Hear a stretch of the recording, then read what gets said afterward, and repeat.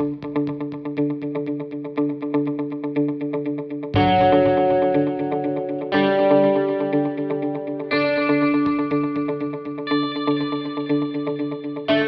watching the Forefront Church video podcast, and wherever you're at viewing online, we just want to say thank you and welcome. And one of the ways that we can help connect with you is we want to hear from you and where you're at and how we can help. And so head over to forefrontchurch.info after the message and click the Connect tab. It's a great way for us to help you along your spiritual journey as you connect with God and learn about Jesus. And so sit back, relax. We hope that you're challenged and encouraged from today's message.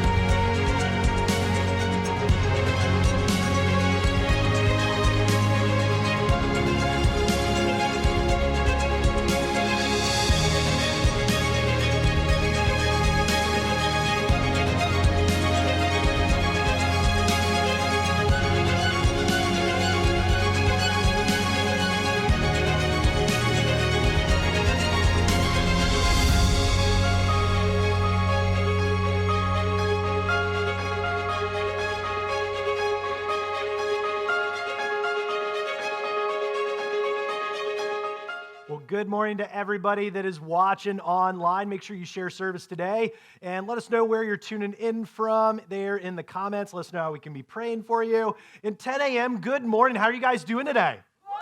Doing well? You're excited? And see, nobody here. Those of you guys who are watching online, you're scared. No coronavirus here. We good? And so I know some of you germaphobes are watching there online. I can respect that a little bit.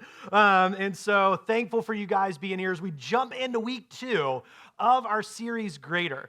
And last week, we jumped right into it because there's this verse that we want to make sure is something that is driven into not just our mind and our hearts, but to the very core of who we are. And we sat over in John chapter 3, verse 30, sharing that he must become greater, and I and you, that we must become less. And we know that repetition is key, that we would hear this, that we would believe it, and that we would be reading it and applying it to our lives. So I want you guys, just like last week, to share it out loud, and we can read it together with me. You guys ready? Here we go.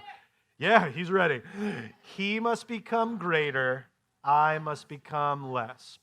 You see, we shared last week that it's very easy to read and say the words out loud. It's a completely different thing to actually walk that out, to live that out in your life and in mine. And one of the biggest obstacles that we learned from last week was that you and I have a problem wanting to be the driver of life.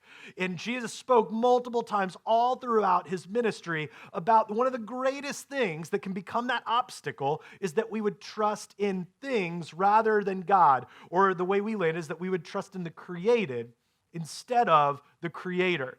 And the way that we illustrated this is we had 2 chairs over here, and we had one person who was the driver, a volunteer, and then I was in the passenger seat. And the person that was driving, they had a little orange steering wheel, and occasionally I would reach over and pull on the steering wheel. And there's a problem because the driver is supposed to be the one, what?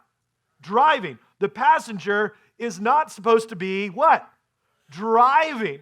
And you see, our location should match, this is where we said, our location should match our proclamation.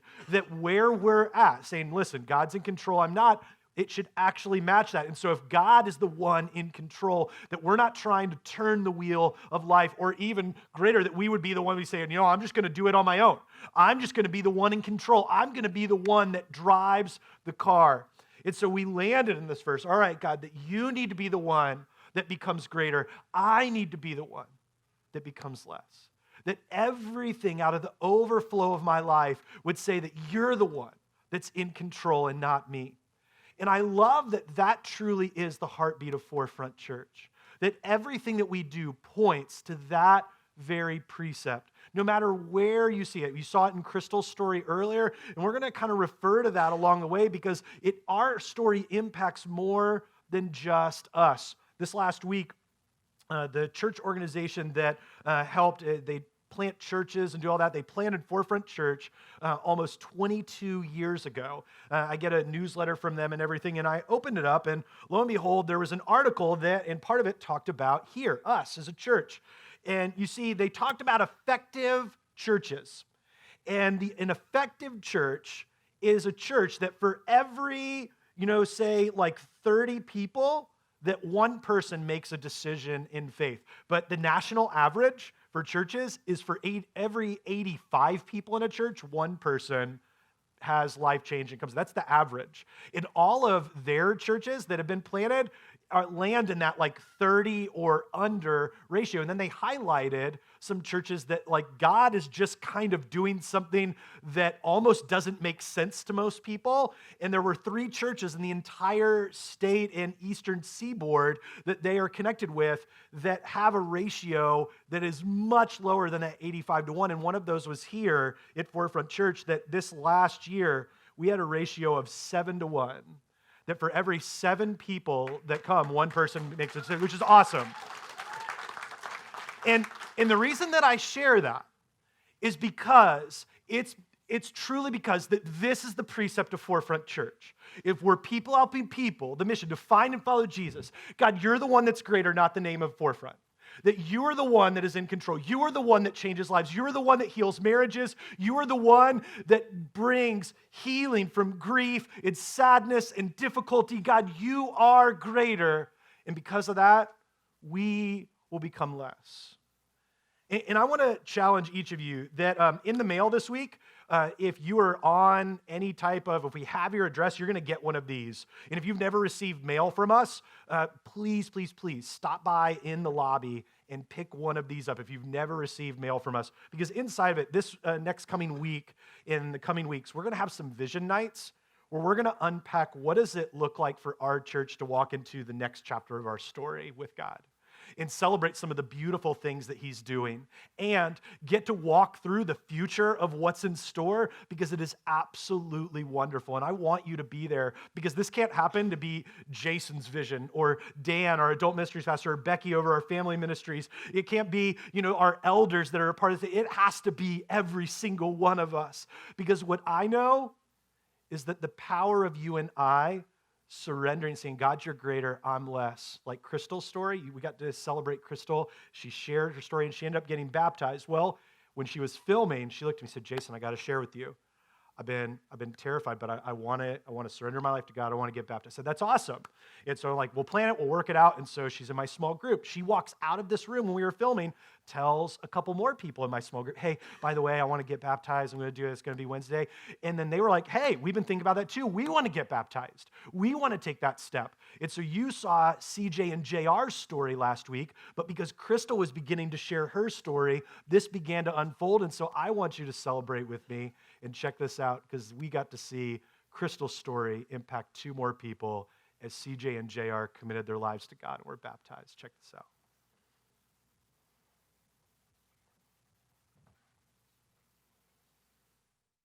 Well, JR, I would ask you to share that same confession of faith that Crystal just shared. I believe that Jesus is the Christ. That Jesus is the Christ, the Son of the living God. the Son of the living God, And I accept him as my Lord and I accept him as my Lord and my Savior. and my Savior. JR, upon your confession of faith, I baptize you in the name of the Father, Son, and the Holy Spirit.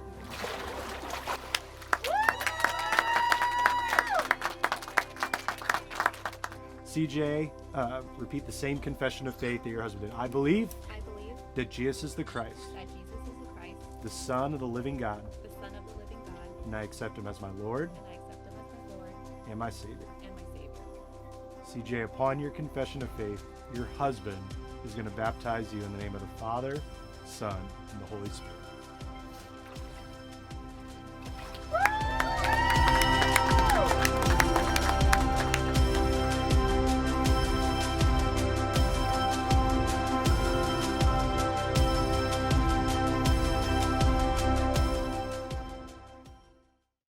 I kept telling myself I wasn't going to get emotional. And I was like, then I got emotional because all three of those guys from Crystal, and then they're in my small group. And I love the power of story because it says, God, it's not about me, it's about you. And I'm going to give up everything if it means that one more person can come to faith. And that is why we're talking about what we're talking about in this series and moving towards this as a church. God, what are you doing in your life and in mine so that you can become greater and we can overflow into other people's lives? And we're talking about that very precept today over in Luke chapter 14 is where we're going to be. If you have a Bible, turn over there. You guys who are online, you could go over to our .info page, click that notes section. You can also connect with us, ask questions. If you don't have a Bible, we give them away for free each and every week. We believe it's vital that you have an easy-to-read translation of the Bible. And so while you turn over to Luke chapter 14, I actually want to jump into some other passages because Jesus, like we learned last week, keeps saying, hey, of all the things that could stumble you, that could make it difficult to follow me, to think that it's your way, not my way, the number one thing is that you build up your own kingdom, that you'd build up your own security, that you would build up all your own stuff and go, I'm good, I don't need God. And so what does the Bible have to share? The writers of the Bible have to share? We're going to jump into just a few passages that talk about this. Like over in Proverbs chapter 28, it says, the rich are wise in their own eyes. One who is poor and discerning sees how deluded they are. Proverbs 11, those who trust in their riches will fall, but the righteous will thrive like a green leaf. Over the psalmist writes, here now is a man who did not make God his stronghold, but trusted in his great wealth. And I want to pause there. What the writer isn't saying is because the person had wealth, it was their downfall. No. And don't ever hear this. Just because you've worked hard and made a living and done well for yourself does not mean that God's going, uh-oh. It's when we trust in things rather than him. It's when we trust in the created instead of the creator. This is what this passage looks at. It says, because he trusted in his great wealth and grew strong. Why? By destroying others. Over in Luke 16, no one can serve two masters. Either you will hate one and love the other, or you will be devoted to one and despise the other. You cannot serve both God and what? Money. Cannot serve both God and money. You see, it's very easy to trust in those things because we can see it. It's tangible. We can look at the outcome of growing financially and seeing these pieces. And while all that can be beautiful, wonderful, and good if done properly, it can actually be our downfall if that is what we serve. And we know every week we want to make sure that we're teaching in a way that we can bring this home. That this impacts not just, I went to church and I felt good. Hallelujah, Lord Jesus. Like that we can actually bring this to Wednesday, that this will impact how we live our lives. And so usually we need a visual to understand this better. And so we have two people, just normal, everyday people along the way, and we have a person, another average person, but they are down on their luck. Life is difficult. Life is hard. They've lost everything and they need some help. And they would go, whether it's to a local church or a charity, a nonprofit, to be able to get some help. We work with a lot of nonprofits from Penn Homeless Ministry that every single week is serving the homeless and bringing them meals and clothing and does a service for them. Work with Aid Now, which is a nonprofit, both of which were started out of Forefront Church. Aid Now that helps families that are either homeless or displaced in the school system to provide help and resources along the way. The Crisis Pregnancy Center that we're getting ready to throw a baby shower for 12 expectant moms who are definitely having a hard time. That I love that my dining room was filled with pack and plays and swings and diaper bags. And the reason that we were able to do all that for them is because of you, because of your generosity overflowing. There was a time in Forefront Church's history over a decade ago where we couldn't spend $25 without asking if we had enough money as a church because things were so tight. And what God has done in the heartbeat of our church is say, we want to live out of the overflow because there's always going to be people that are in need. And so how can we as a church do that? And there's two different responses to the movement of God in that process. The first one is this life. Have them out. And we're not saying that this is a bunch and this is a bunch. This person could make millions or thousands. This person could make, thousands, millions, whatever. It's about how the heartbeat of an individual is. Please always hear that. That it doesn't matter if you make a lot of money or a little money, where's your heart when it comes to following God? This first person has, they're doing well. They're doing okay. And they go, you know what, God, I want to trust you. And I got a little bit that kind of comes out of my life. I got a couple. I'm just going to drop a little bit there because I feel good, did my duty and whatever, in God. And I want me a little bit of Jesus. And so we're going to throw a little bit of Jesus in there. Feels good. I got my What Would Jesus Do bracelet on. I'm all right. And I'm going to, but I want to be in control. Everybody's going to see, look, see, you saw my car. You saw me there and passing at church. You saw me. I showed up to small group once. We good. We got a little bit of that. I pray sometimes, not out loud because I'm terrified, but God, we got it right in there, right? And I'm good, but God, I want to make sure that I close it up nice and tight because I have to be in what? Control. God, I want to make sure that I get, because I don't know, God, I don't know what you're going to do with all that. I don't know what's going to happen with that person. I've watched them. I can't just hand out things. I can't just give to the church. I don't know what they're going to do. I can't give to nonprofit. I can't give to it because I want to, so I'm going to keep it. I know what's better with what I have, and I'm going to be in control.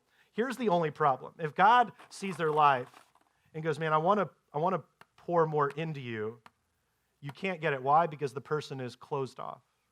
They're the one in control.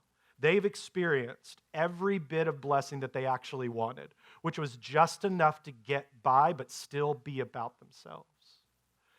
And so, this person, yes, they've experienced God. Yes, they practiced generosity, but the heartbeat behind it was, I'm in control. But let's move to person B.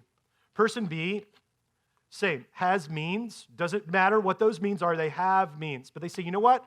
God, I want to trust you.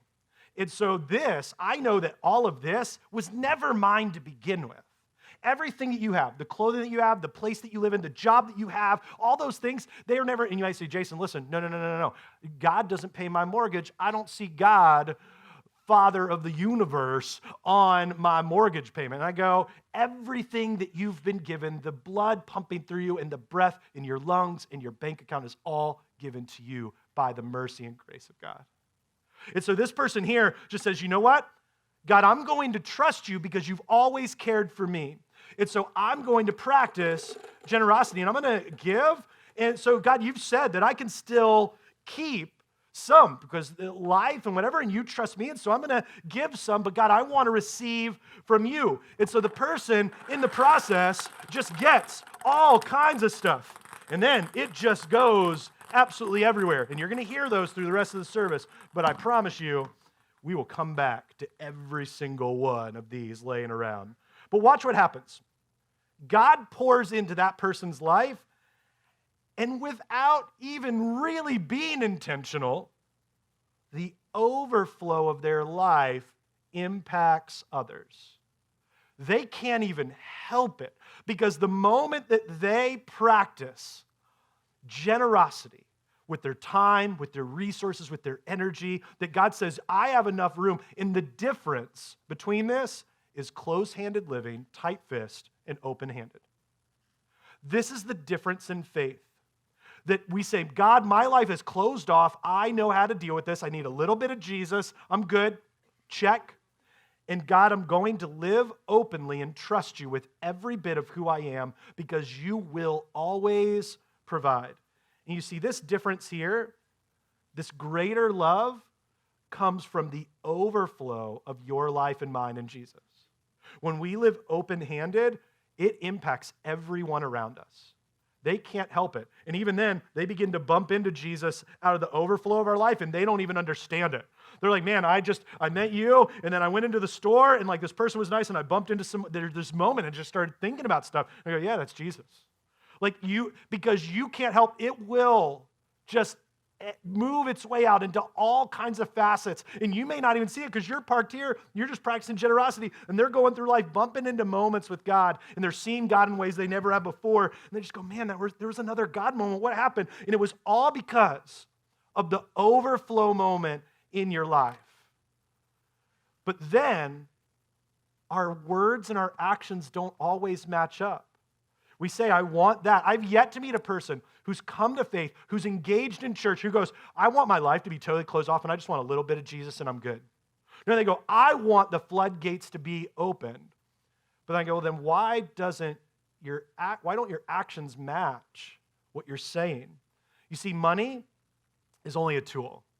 It will take you wherever you want, but it will not replace the driver, which is why in that last week's movement, that if we do this, it's fine to have resources, but who are we trusting? Who are we saying, God, you're the one in control because I want my life in you to just impact every single person. I want it to spread out everywhere that it can go because, God, you are greater, I am less.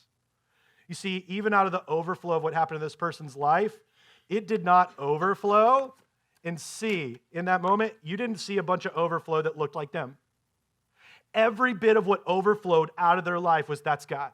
That's God. That's the movement of Jesus. That's the hope. That's the grace. That is the beauty. And we need to be able to say, I want to have that in every facet of my life. Over in that Luke 14 passage, it gets to the heartbeat of this. It says, and Jesus said to his host, when you give a luncheon or a dinner, do not invite your friends, your brothers or your sisters or relatives or rich neighbors. If you do, they may invite you back, and so you will be repaid. What it's saying is, hey, by the way, don't just look out for the people that you already know, but you know what you should do? You should be looking out for people that are in need. You should be looking out for those that most people ignore. And so this is what the writer shares. But when you give a banquet, invite the poor, invite the crippled, invite the lame, invite the blind, and you will be blessed. Although they cannot repay you, you will be repaid at the resurrection of the righteous. You will be repaid. When you meet and stand face to face with God, he'll go, well done, good and faithful servant. I gave you this, and you impacted so many other people. Enter in to the promise that I've given you. You see, but oftentimes we say we want this, but we operate here. Let me hold on to what is mine. And I love the way that Socrates puts it. Shares, he who is not contented with what he has would not be contented with what he would like to have. That's what we shared last week. If you're angry and bitter and you're poor and you say money will help me, you will just be angry and bitter and rich. If you are unwilling to forgive that person, you go, you know what? My heart would be better. My circumstance would be better. I'd be more inclined to forgive them if I just was a little bit better off. No, you will be rich and very unforgiving still. And well, I'd practice generosity. If I just had a little more, I don't have a lot of means. Well, we talked about this last week. If you are stingy and greedy now with a little, you could be rich and stingy and greedy. It's not going to change. It's only going to conflate what's already happening. You see, this movement is, and we don't like to hear this, this movement is sinful because it says, I know better than God does. And this movement will absolutely suffocate you in life. But this movement, well, it will set you free. You see, if you don't hear anything else, my prayer is that you hear this, that sin calls you to crush you, to overwhelm your spirit and feel like you're the only one. But Jesus, I love this, calls you to greater, to restore you, to make you new, that your life would overflow into other people's lives. Simply put, sin, living for us, binds us up. Close-handed living in sin binds us up, and we feel like we can't do anything. A life in Jesus, living open-handed, provides freedom. And some of the things that we see in that, it reveals, when we follow Jesus, it reveals you're not alone. Because when you're living in life where it's all about you and closed off, and you don't like to give of your time, your resources to others, it's all about you, every sin pattern that you have, it feels like you're overwhelmed and like nothing could ever change. But when you are impacted and live open-handed with the love of God, we're impacted. We know, the writer Paul shares, for all have sinned and fallen short of the glory of God. None of us have arrived. If you feel like you've arrived, like, oh, I've made it, I can't learn any more about God, I don't need to know any more about faith, I've got it under control, I just kind of go, because I guess that's what God calls me to do, whatever. I want to let you know that you need to reevaluate your relationship with God, because you are not relying on him. The people that I know that really rely on God, I mean, they go, man, I am a work in progress. I am a hot mess. I do my best, but my life sometimes is a dumpster fire. Every single one of us. wake up and make mistakes and fall short. But I love that when we follow Jesus, it reveals you're not alone. Not only that, it reveals you're loved by God.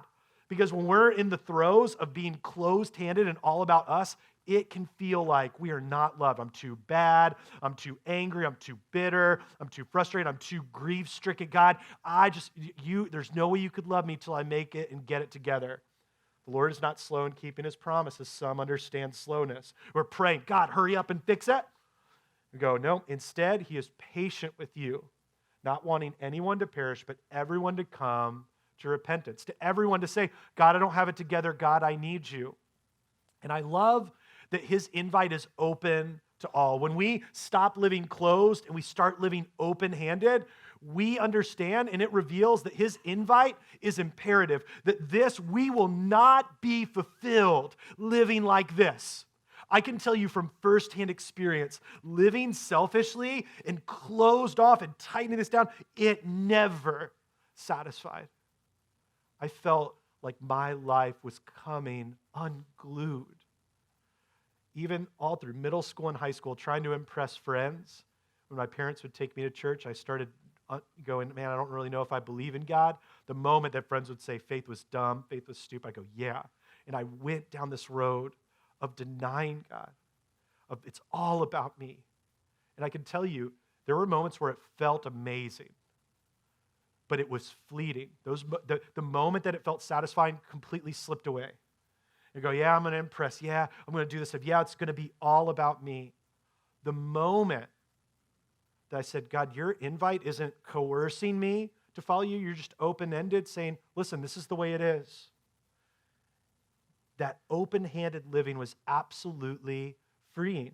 And it was coming to terms with there was nothing else that could satisfy. There's no one else coming. So he says, I am the way, the truth, and the life. No one comes to the Father except through me. This is not the all roads lead to heaven, that I can walk in Islam, that I can walk in Buddhism, that I can walk in Wiccan, that I can walk in all these new age, and I can kind of believe a hodgepodge of what I want to. And I know that's not politically correct, but neither was Jesus.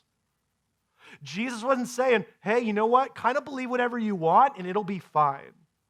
He was saying, no, I love you and I care about you, and I know that life can feel closed off, but I'm the way. And I'm not going to make you follow me, but if you want to experience life and life to the full, follow me.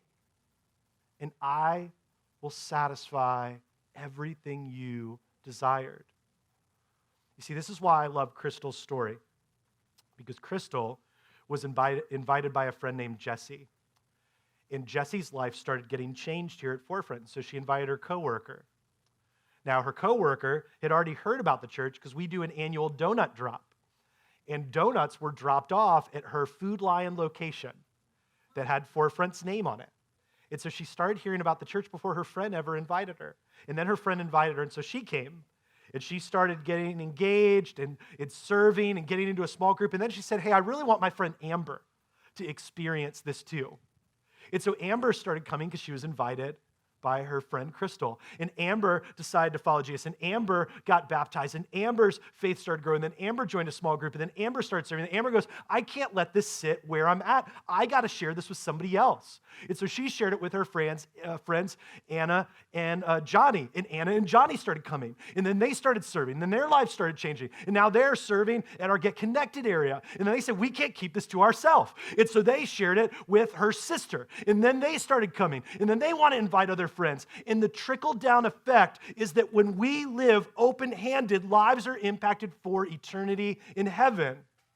But when we live closed off, we're guaranteeing our connection to God, and we're stopping and cutting off the movement because we think we know better. And I love that even Crystal's story playing this morning, one of her friends came up and said, hey, by the way, I've been terrified to tell you, but if Crystal can take that step, I can take that step. And so next Sunday at 8:30 service, she's going to get baptized because her story was played.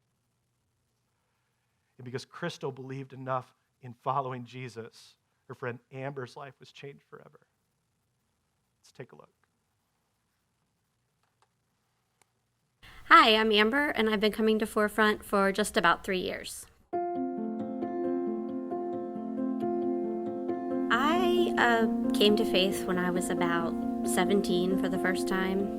was still in high school. I had just had a baby and found Jesus and was really happy in faith for a few years. And then the father of my kids and I split up, and things started to get a little rough.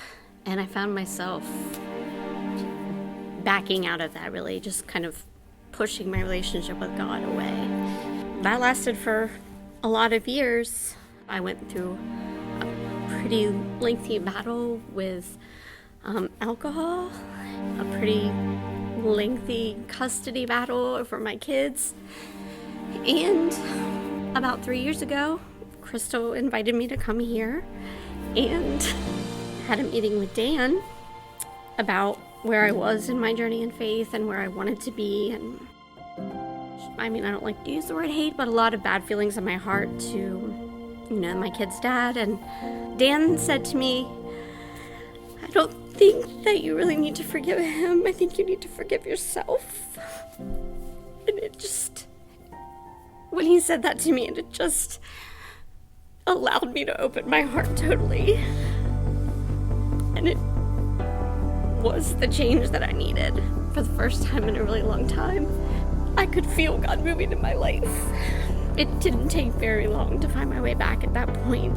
And so I kept coming, and then I started going to my small group. I got baptized, and I've been growing and walking in faith in a way that I have never before coming here. Having a background, a relationship, a kind of a foundation in Jesus, I knew what he was capable of doing in my heart.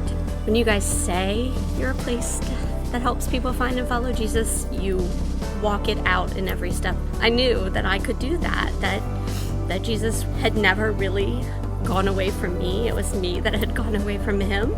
Just watching a group of people that really live that love.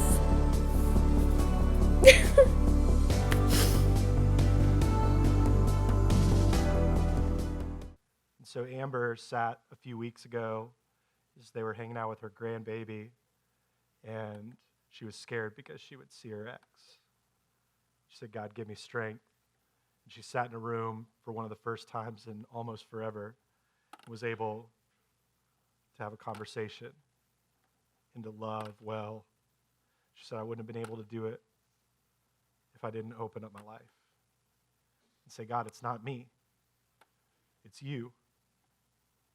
So she's sharing that with me, and I'm crying. And she said, I got to show my daughter what it means to love like Jesus, and she's still been unsure, but she got to see Mom live like that. And so it just kept pouring out of my life, and I don't know where it came from. And I looked at her, I said, you know exactly where it came from? She said, I know. It was God. She's like, the more and more it just kept overflowing. God wants to do that in your life and through your life. And there's not a single person in here who's not capable of saying, I'm going to be open-handed, God, use me. Every single one of us.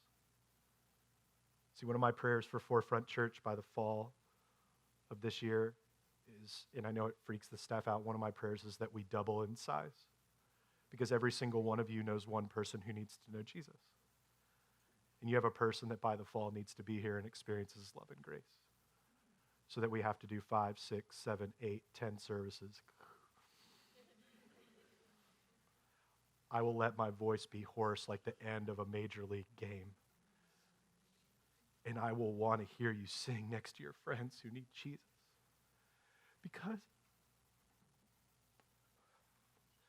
Because there's enough people that you know that need him. This matters. And he wants to do a greater work in you. But do you keep closing yourself off to it? Because today you can take that lid off. That choice is yours. Thanks for tuning in to the Forefront Church video podcast. Our hope and prayer is that this has left you encouraged and challenged you in your faith. And you might have some questions and some ways that you want to figure this out, and we want to help with that. Head over to forefrontchurch.info, and there's a couple different ways that you can connect. Click the Connect tab and let us know how we can be praying for you, or a staff member can be contacting you this week.